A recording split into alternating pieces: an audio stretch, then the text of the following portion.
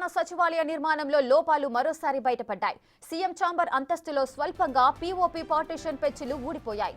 6వ అంతస్తు నుంచి బయటకొచ్చే మెయిన్ ఎంట్రన్స్ వద్ద ఈ ఘటన జరిగింది. రామగుండం మార్కెట్ కమిటీ చైర్మన్ కార్పై పీఓపీ కూలింది. అయితే ఈ కారులో ఎవరూ లేకపోవడంతో ప్రమాదం తప్పింది.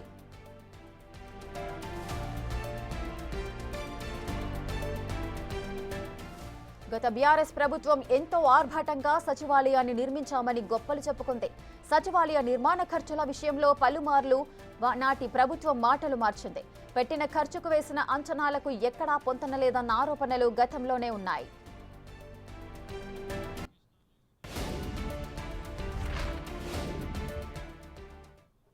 నాసిరకంగా నిర్మించిన సెక్రటేరియట్లో లోపాలైతే బయటపడుతున్నాయి. దీనికి సంబంధించిన పూర్తి డీటెయిల్స్ మా ప్రతినిధి హరికృష్ణ అందిస్తారు. హరికృష్ణ, అసలు ఏం జరుగుతోంది?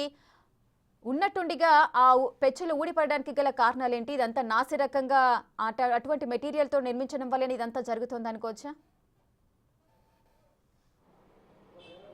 రాష్ట్ర సచివాలయంలో సచివాలయ నిర్మాణానికి సంబంధించి నిర్మాణ లోపాలు ఒక్కొక్కటిగా బయటపడుతున్నాయి. గతంలోనే అనేక సార్లు ఇంటర్నల్గా లోపలగా ఎన్నోసార్లు సమస్యలు వచ్చాయని చెప్పేసి కూడా R&B మినిస్టర్ కోమటిరెడ్డి వెంకటరెడ్డి అయితే అధికారులపైన ఈ యొక్క విషయం పైన విచారణ జరపాలని చెప్పేసి కూడా ఆదేశాలు జారీ చేశారు. ఇప్పుడు మనం ప్రస్తుతం కనుక చూసుకుంటే మాత్రం ఏదైతే 6వ ఫ్లోర్కి సంబంధించి సౌత్ ఈస్ట్ సైడు నుంచి కూడా ఈ యొక్క సౌత్ ఈస్ట్ సైడ్ మొత్తం కూడా పెచ్చులు అయితే ఊడిపడ్డాయి. ఆ సమయానికి అక్కడి నుంచి ఆ ఉద్యోగులు కానీ ఎవరైతే డైలీ వారీగా అయితే సచివాలయానికి వచ్చేవారు ఎవరూ లేకపోవడంతో కూడా ప్రాణాపాయం తప్పిందని చెప్పవచ్చు. 6వ ఫ్లోర్ నుంచి ఒక్కసారిగా పెచ్చులు ఊడిపడడంతో పెద్ద పెద్ద శబ్దాలు రావడంతో కూడా అంతా కూడా ఒక్కసారిగా ఏం జరుగుతుందని చెప్పేసి కంగారు పడుతూ కూడా పక్కకు పరుగులు తీసిన పరిస్థితి అయితే ఉంది. అయితే ఈ యొక్క పెచ్చులన్నీ కూడా రామగుండం మార్కెట్ చైర్మన్ ఆ కారు పైన అయితే పడి కారు పూర్తిగా ధ్వంసమైందని చెప్పవచ్చు. అయితే ఈ యొక్క నిర్మాణంలో గత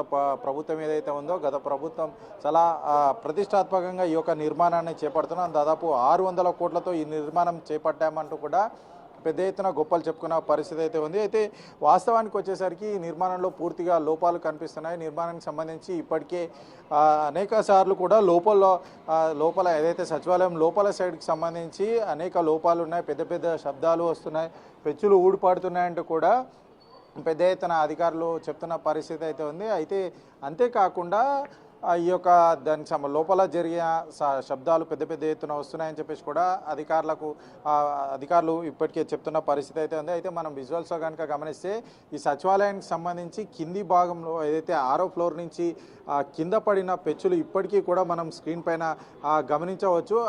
ఆ సమయంలో ఎవరు కూడా ఇక్కడ లేకపోవడంతో ప్రాణాపాయం తప్పిందని చెప్పవచ్చు. నార్మల్గా ఇక్కడ మొత్తం కూడా విజిటర్ ఎవరైతే వస్తారో వాళ్ళంతా కూడా పార్కింగ్ చేసే విజిటర్స్ ప్రజాప్రతినిధులంతా కూడా కార్ పార్కింగ్ చేసి అక్కడి నుంచి నడుచుకుంటూ సౌత్ ఈస్ట్ ఎంట్రన్స్ నుంచి కూడా వాళ్ళు నడుచుకుంటూ వెళ్తున్న పరిస్థితి. ఈ పెచ్చులు ఊడిపడిన సమయం ఎగ్జాక్ట్గా ఏదైతే స్టెప్స్ ఉంటాయో స్టెప్స్ పై నుంచి వెళ్ళే భాగంలో అయితే ఈ యొక్క పెచ్చులు మొత్తం కూడా పడ్డ పరిస్థితి అయితే ఉంది. ఆ సమయంలో అక్కడ ఎవరు లేరు కాబట్టి ప్రాణాపాయం తప్పిన పరిస్థితి. అయితే నిర్మాణంలో క్లియర్గా లోపాలు ఉన్నట్టు మాత్రం కనిపిస్తున్న పరిస్థితి ఉంది. అయితే గతంలోనే ఈ యొక్క నిర్మాణానికి సంబంధించి దాదాపుగా 600 కోట్లు ఖర్చు పెట్టామని చెప్పేసి కూడా గత ప్రభుత్వం చెప్తుంది. కానీ వాస్తవానికి వచ్చేసరికి అంతకు మించి కూడా దాదాపుగా 1200 కోట్ల వరకు కూడా ఖర్చు అయ్యాయని చెప్పేసి కూడా అప్పుడే ఏదైతే ప్రతిపక్ష స్థాయిలో హోదాలో ఉన్నప్పుడు ముఖ్యమంత్రి రేవంత్ రెడ్డి కూడా ఆరోపణలు చేసిన పరిస్థితి అయితే ఉంది. అయితే ఈ నిర్మాణానికి వచ్చేసరికి పూర్తిగా నిర్మాణాలుగా రాష్ట్ర సచివాలయంలో ఒక్కొక్కటిగా పరిస్థితి ఉంది. అయితే ఈరోజు 6వ ఫ్లోర్ నుంచి కూడా ఈ యొక్క పెచ్చులు అయితే ఊడిపడ్డ సమయంలో కూడా అక్కడ ఎవరుగా లేని సందర్భంలో కూడా లేకపోవడంతో కూడా అంతా కూడా అంటే ఎటువంటి అవాంఛనీయ సంఘటన చోచుకోలేదని చెప్పొచ్చు. సచివాలయంలో మాత్రం పూర్తి నిర్మాణ లోపాలు ఉన్నాయని చెప్పేసి ఇప్పటికే అధికారులు ఈ యొక్క నిర్మాణానికి విచారణ ఆదేశించడం జరిగింది. మరోసారి ఈ యొక్క సంఘటన కూడా బయటికి వెలువడింది అని చెప్పవచ్చు. Right, thank you Harikrishna, thanks for the live details.